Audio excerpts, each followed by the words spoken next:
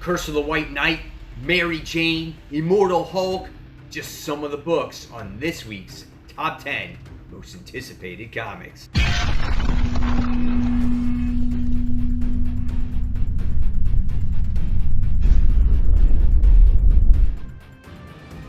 Hey comic book fans, welcome back to Comic Book Corner 2.0, and fans, yes, you are with me, Mike Spider Slayer, getting ready to bring you the top 10 most anticipated comics for October 23rd, 2019. That's right, fans, this is the video series where each and every week I show you my top 10 most anticipated comics and hopes for you to make decisions on what comic books to buy in the near future. And remember, it's never too early to start that pull list.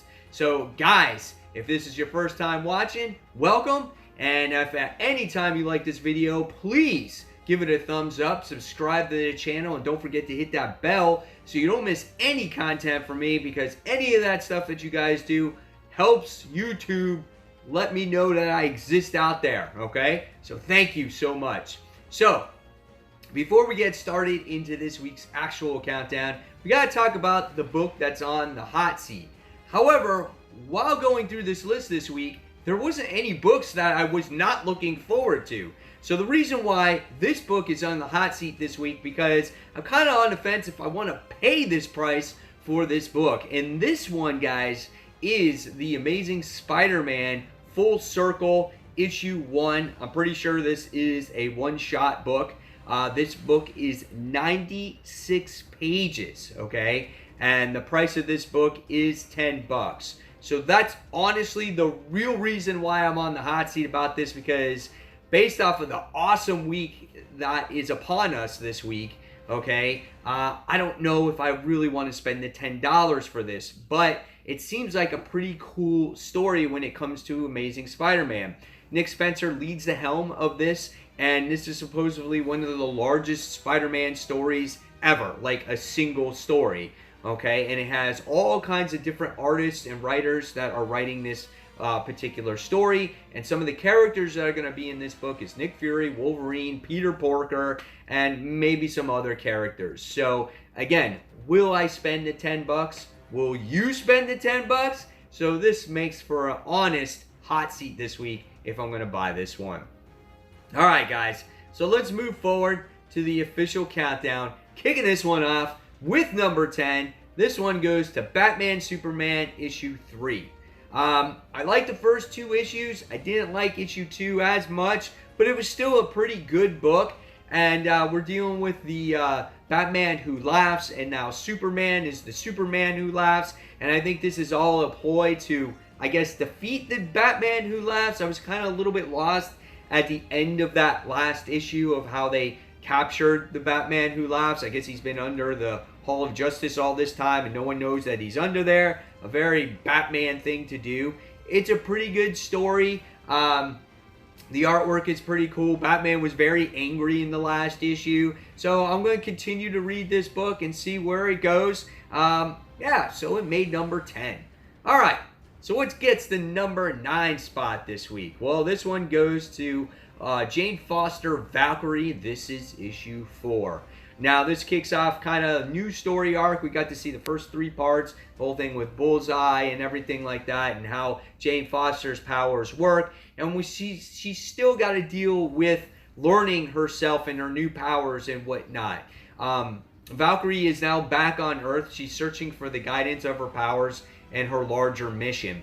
There's also the person that was behind Bullseye attack is actually the mysterious employer is watching. So there's definitely a much larger scope of the story here when it came to Bullseye. So who was behind the whole situation? And I think that makes for a great mystery.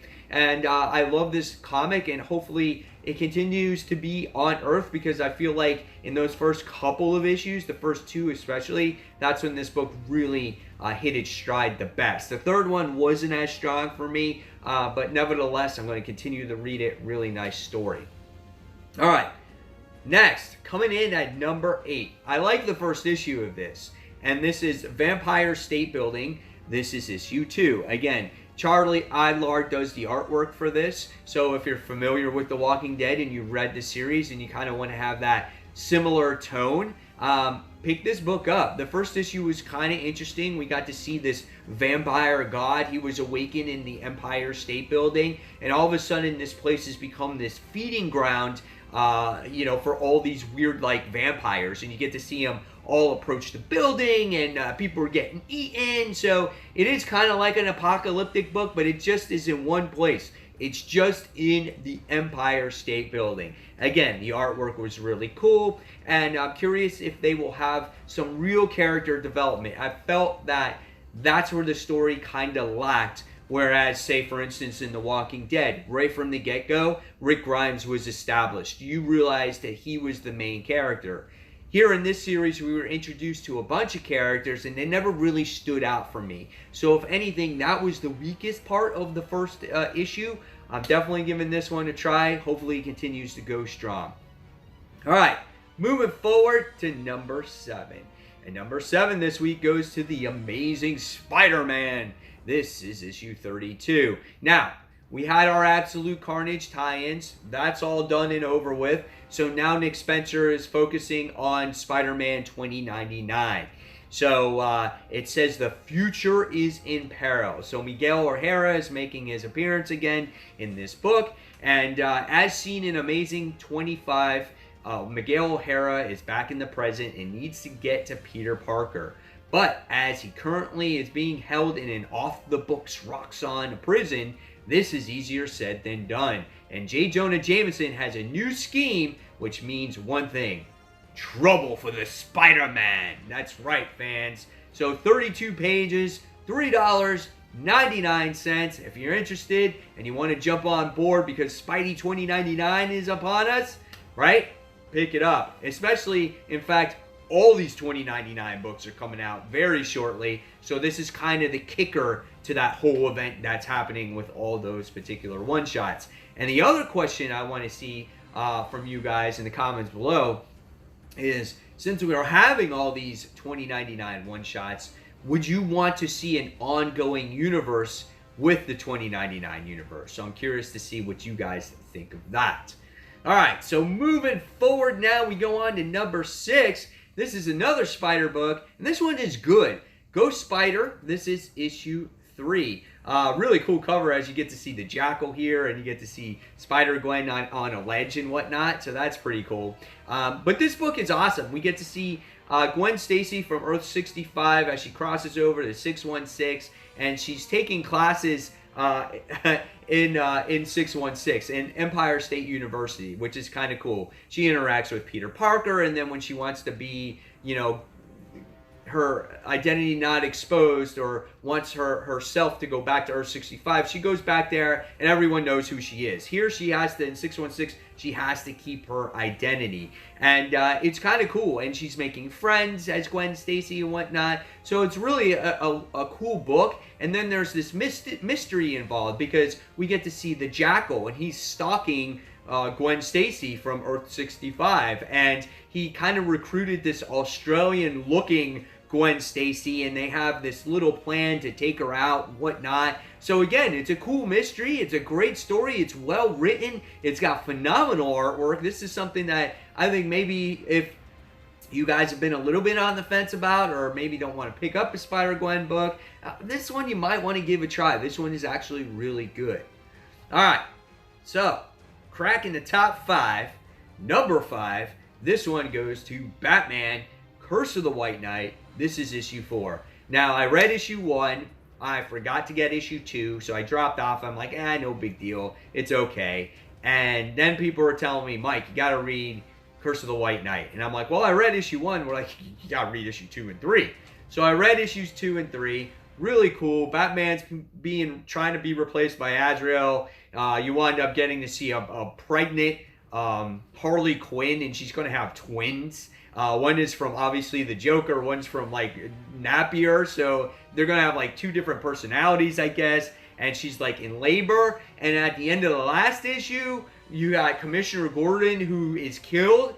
by Azrael, and you're just like, oh shit, you know. And then it looks like Montoya is going to take over the commissioner, so it's pretty interesting. It was a really great book, and so now I can't wait for this issue to come out. This one's 32 pages.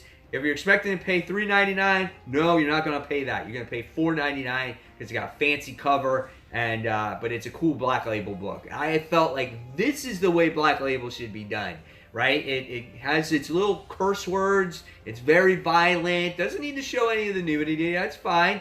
But this is kind of pushing that envelope, and I like it. So pick this one up, guys. All right. So moving on to that number 4 spot. And I like this series too. This is Contagion issue 4.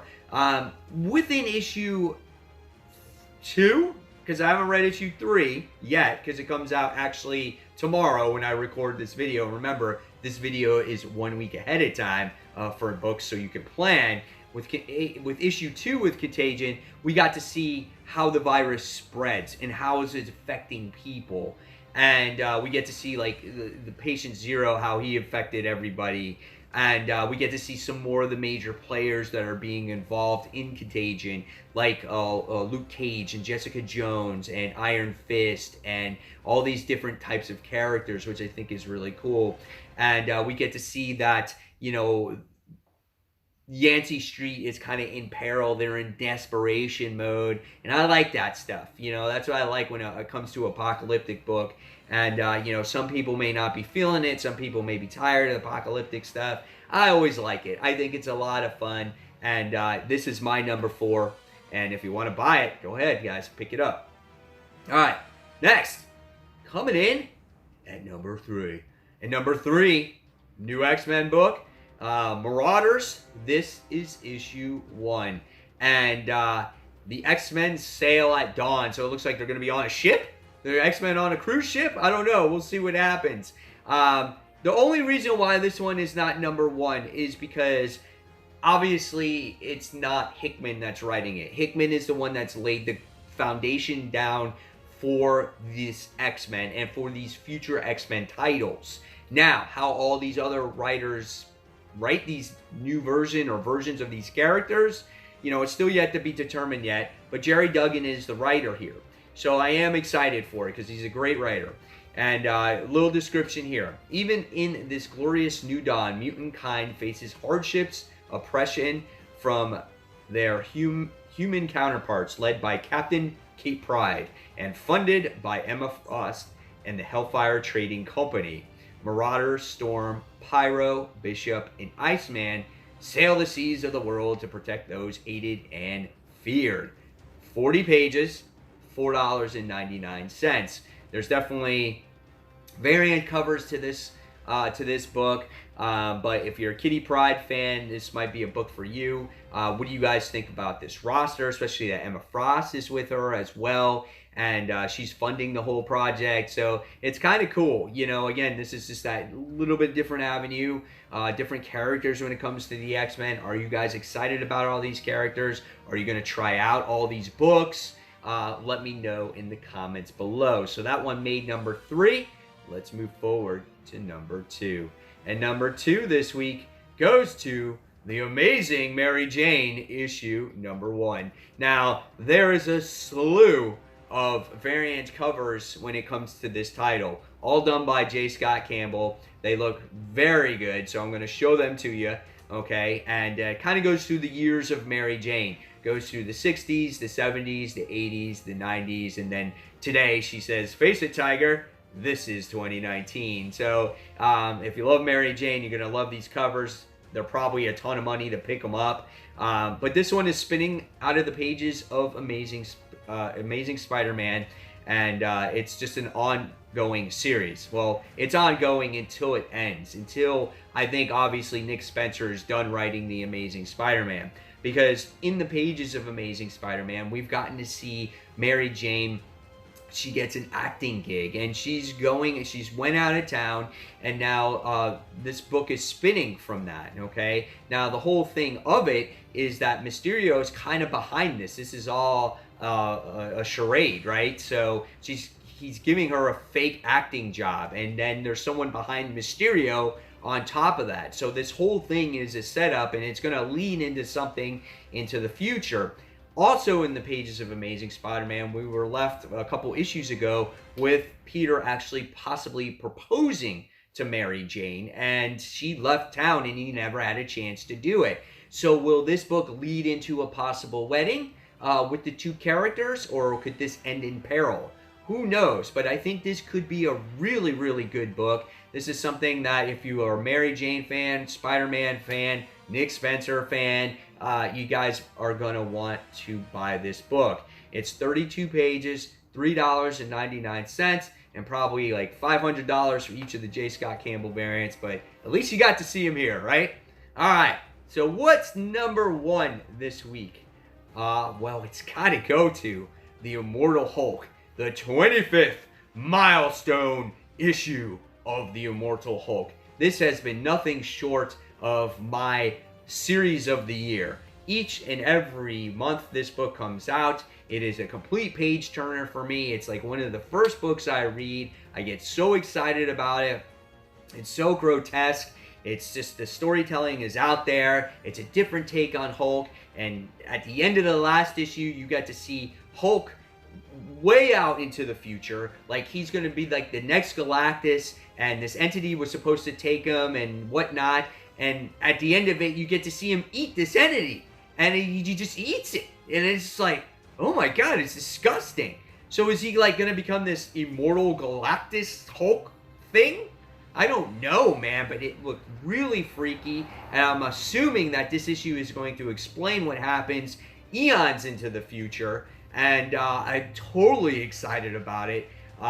This book by Al Ewing has been phenomenal. And he's going to be taking over Guardians of the Galaxy if you want to finish or continue reading more of his work into the future.